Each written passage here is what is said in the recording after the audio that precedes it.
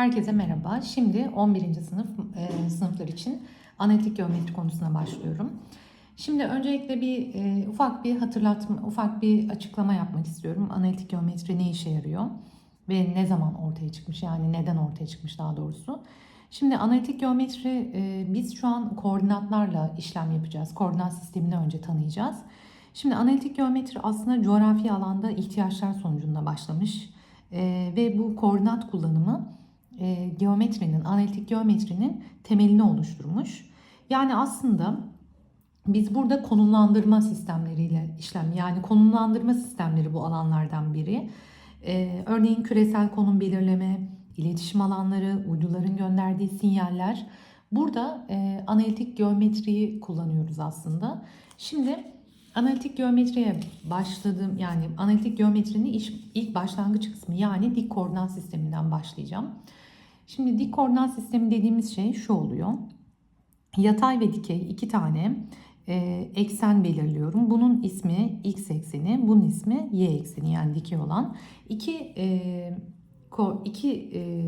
Oluşturduğum sistemdeki ve başlangıç noktam 0, 0 olmak üzere. Şimdi apsis, x'ler benim apsislerim oluyor, y'ler de ordinatlarım oluyor. X ve y ekseninin dik kesişmesiyle oluşan ve 4 tane bölgeyle bu sistemin ismine biz dik koordinat sistemi diyoruz. Şunu şöyle yapayım, tam net görünsün. Şimdi bu benim başlangıç noktam oluyor, 0, 0. Burası x ekseni, yani şunlar işte 1, 2, 3 diye bu şekilde sayı doğrusu gibi düşünelim bunları. Eksi 1, eksi 2, eksi 3. Y ekseni aynı şekilde 1, 2, 3, nokta nokta nokta. Y eksenin altında da eksi 1, eksi 2, eksi 3 şeklinde. Bu şekilde oluşturduk şimdi sistemi. Şimdi 4 tane bölge oluştu. Şimdi biz bunları belirleyelim. Burası birinci bölgemiz. Bölgeleri yazalım. Burası ikinci bölge. Üçüncü bölge. Dördüncü bölge. Şimdi bölgeleri de oluşturduk. Şimdi bölgelerin içerisine bir nokta seçelim. Mesela şunu seçelim. Şimdi bakın, bu noktayı şöyle gösteriyorum. 3'e 2 noktası. Yani şöyle yazalım. İkili şeklinde yazıyorum bu noktayı. Birinci gösterdiğim değerim x'i gösteriyor. İkinci gösterdiğim değerim de y'yi gösteriyor. X'in adına apsis diyoruz. Y'nin adına da ordinat. Şimdi mesela burada seçelim bir nokta. Şöyle bakın, seçtiğim nokta kaça kaç? Eksi 2'ye 1. Şurada seçelim bir nokta. Kaça kaç olsun işte? Eksi 3'e eksi 5. O zaman şimdi biz burada seçtiğim noktalara göre işaretleri belirleyelim. Şöyle siyahla yapalım. Şimdi birinci bölgede x'lerim artı, bakın y'lerim de artı. İkinci bölgede x'ler eksi, y'ler artı. Üçüncü bölgede ikisi de eksi. Dördüncü bölgede mesela bir nokta seçelim. Kaç olsun? 3'e eksi 5 olsun diyelim ki. Bakın x'lerim artı, y'lerim ne? Eksi. Tamam, bölgeleri de belirledik. Yani birinci bölgede x sıfırdan büyük, şöyle de diyebiliriz. X'ler sıfırdan büyük, y'ler sıfırdan büyük. İkinci bölgede x sıfırdan küçük, y sıfırdan büyük. Üçüncü bölgede x sıfırdan küçük, y sıfırdan küçük. Dördüncü bölgede x sıfırdan büyük, y sıfırdan küçük diye bunu bu şekilde gösterelim. Peki eksenin tam üzerinde olursa ne olur? Onları da yazalım. Örneğin burada bir nokta seçtim, 5 noktası. Bu noktayı ben 5'e 0 olarak gösteriyorum. Yani x ekseni üzerinde olduğum zaman benim y değerlerim 0 oluyor. Şimdi y ekseni üzerinde bir nokta belirleyelim. 3 olsun bu da. Bunu da 0'a 3 olarak gösteriyoruz. Burada da x değerlerim 0. Çünkü ben y ekseni üzerindeyim. X değerlerim 0 oluyor. Ordinatlarımı da buna göre hangi noktanın üzerindeysem onu yazıyorum. Bunlara dikkat ediyoruz. Yani hangisinin 0, hangi eksenin üzerindeysem, x ekseni üzerindeysem tekrar edelim. Y değerlerim 0 oluyor. Çünkü tam eksenin üzerindeyim. Y ekseni üzerindeysem de, y ekseni üzerinde herhangi bir noktadaysam da x değerim ne oluyor? 0 oluyor. Şimdi buna göre şu soruyu yapalım. Şimdi A noktası A'ya eksi B noktası analitik düzlemde 3. bölgede olduğuna göre bana B noktasının analitik düzlemde kaçıncı bölgede olduğunu soruyor. Şimdi bu noktam 3. bölgede ise ikisi de sıfırdan küçük olacak. O zaman yazalım. Şöyle yapalım. Yani burada şunu belirliyorum. A da sıfırdan küçük olacak. Yani A'nın işareti eksi. Şimdi bu da sıfırdan küçük olacak. Yani eksi B'nin sıfırdan küçük olması için B'nin işaretinin ne olması gerekiyor? Kesinlikle artı. Şimdi sorulan soruya geçiyorum. B eksi A virgül B'yi soruyor bana. Ben A'yı eksi bir sayı bulmuştum. Belirlemiştim.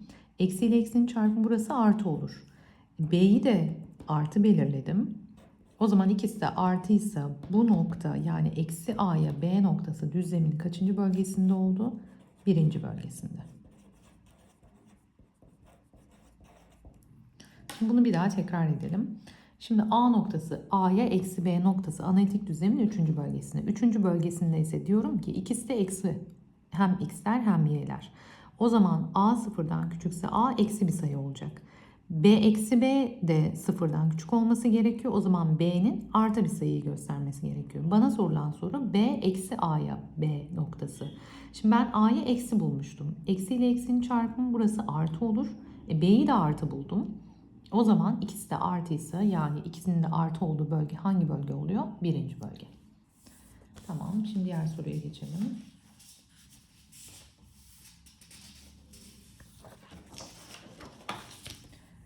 Şimdi buna bakıyorum. Analitik düzlemde 3. bölgede ise A'nın alabileceği kaç farklı? Yani şu noktayı ikinci bölgede olduğuna göre A'nın alabileceği değerler. Şimdi ikinci bölgeyi tekrar edelim. İkinci bölgemiz şurası. Yani x'lerin eksi y'lerin artı olduğu. Yani şu noktam x noktası oluyor. Yani a eksi 2'ler sıfırdan büyük. A artı 5 nedir? Sıfırdan küçük. O zaman bunu buraya attım. A'nın 2'den büyük olması gerekiyor. Bunu buraya attım. A'nın eksi 5'ten küçük olması. A küçük eksi 5. Şunu eksi yapmam gerekiyordu. İkinci bölgede bir saniye yanlış söyledim. Şurası eksi burası artı olacak. Hemen düzeltiyorum. Bu eksi olacak. Bu artı olacak. Yani a eksi 2 yani x değerlerim eksi olacak. Yani şunun eksi olması gerekiyor. Bunun artı olması gerekiyor y değerlerim. O zaman a eksi 2 küçüktür 0 yani a küçüktür 2. A artı 5 sıfırdan büyük. Yani a büyüktür eksi 5. O zaman benim cevabım eksi 5 ile 2 arasında. Tam sayılar. Yani eksi 4, eksi 3, eksi 2, eksi 1, 0, 1. Kaç tane buldum? 1, 2, 3, 4, 5, 6 tane. Yani bunu şöyle yapabilirsiniz. 2'den eksi 5'i çıkartıp şöyle. Eksi bir tane yani 2 de dahil olmadığı için burası 7 yapıyor. 7 eksi 1'den 6'yı bu şekilde de bulabilirsiniz. Son terimden ilk terimi çıkardım. Ve bir adet daha çıkardım. Çünkü 2 de dahil değil. Bu şekilde de bulabilirsiniz. Şimdi bu soruya bakalım. A ve B pozitif tam sayılar olmak üzere bu nokta x eksenine olan... Şimdi şunu bu soruyu çözmeden önce bir örnek üzerinden yapalım. Mesela kaç olsun? Eksi 4'e 2 olsun diyelim ki. Sorudan bağımsız bir şekilde gösteriyorum. Şimdi bu noktanın x'e olan mesafesi şurası. Şimdi noktayı belirleyelim. Eksi 4'e 2. Bakın x'e olan mesafesi 2 birim. Yani aslında x'e olan mesafesi bana direkt y değerini veriyor. Şimdi y'ye olan mesafem 4 birim. O da x değerini veriyor. O zaman şöyle yapalım. Tabi uzunluğu eksi 4 olarak göstermediğimiz için mutlak değeri kullanacağız. Şimdi bu noktanın x'e olan uzaklığı aslında bana şunu vermiş oluyor. X'e olan mesafesi bana y değerini vermiş oluyor. Yani b artı 2'nin mutlak değeri 2'ye eşit. Çünkü eksi alamam uzaklığı. Şimdi aynı noktanın y eksenine olan uzaklığı o zaman x'e alıyorum. Bakın burada y eksenine olan mesafe 4 birim yani x noktası oluyor. Şuna yani a eksi 1'in mutlak değeri neye eşitmiş? 5'e. Şimdi biz mutlak değerleri nasıl çözüyoruz? Ama sorunun başında a ve b'nin pozitif sayılar olduğunu belirttim. Hangi sayıların mutlak değeri 2'dir? Artı 2'nin bir de eksi 2'nin. O zaman bunu buraya attım. B buradan bir 0 geldi. Bunu buraya attım. B buradan. Şu sayıyı ben 3 olarak düzelteyim. Çünkü aklımdan yazdığım için 0 geldi. Şunu yapalım. 3 yapalım buraya. B buradan 1 geliyor. Bunu buraya atarsam 3 yapalım yine. B buradan eksi 5 geliyor. Ama biz hangisini alacağız? Pozitif dediği için 1'i alacağız. Şunu da 3 olarak düzeltiyorum. Şimdi buraya yapalım. Hangi sayıların mutlak değeri 5'tir? Ya artı 5'in ya da eksi 5'in. Bunu buraya attım. A buradan 6 geldi. Attım. A buradan eksi 4. Ama tabii ki biz pozitif olduğu için 6'yı B'de de burada 1'i alıyoruz. 6 artı 1 de buradan cevabım ne geliyor? 7 geliyor. Şimdi son olarak şu iki soruyu da çözeceğim. Şimdi x ekseni üzerinde, y ekseni üzerinde. Şimdi biz ne demiştik? X ekseni üzerindeyse eğer benim y değerlerim 0 oluyordu. O zaman bu nokta x ekseni üzerindeyse şu noktam 0 olacak. Yani a eksi 3'üm 0 olacak. A buradan 3 yapar. Yani bu nokta aslında 1'e 0 noktası olmuş oluyor. Biz a'yı 3 bulduk. Şimdi bu nokta y ekseni üzerindeyse tam tersine o zaman x değerim 0. Yani şurası 0.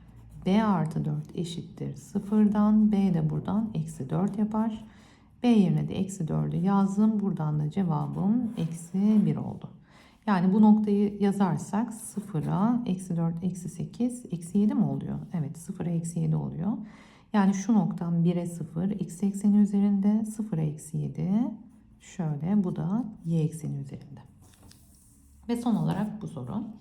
Şimdi analitik düzlemde iki eksene de eşit mesafede ise o zaman bunların uzaklıkları eşit demektir. Yani mesela örneğin 2'ye 2 ya da eksi 2'ye 2 olarak düşünelim.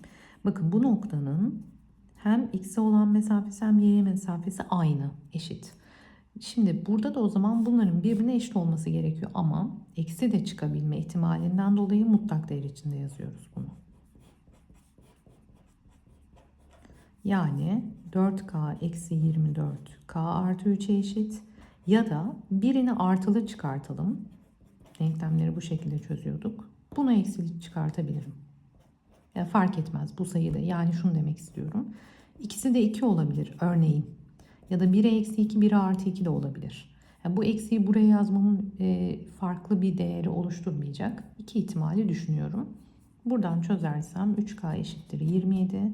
K buradan 9 yapıyor. Bunu buraya attım. 5k eşittir 21. K buradan 21 bölü 5 yapıyor. Sonra bunların alabileceği değerlerin toplamını buluyoruz. Bu şekilde. Evet, umarım faydalandığınız bir videodu. Bir sonraki videomda da yine konunun devamı, iki nokta arasındaki uzaklık ve bu şekilde devam edeceğim. Bir sonraki videoda görüşmek üzere.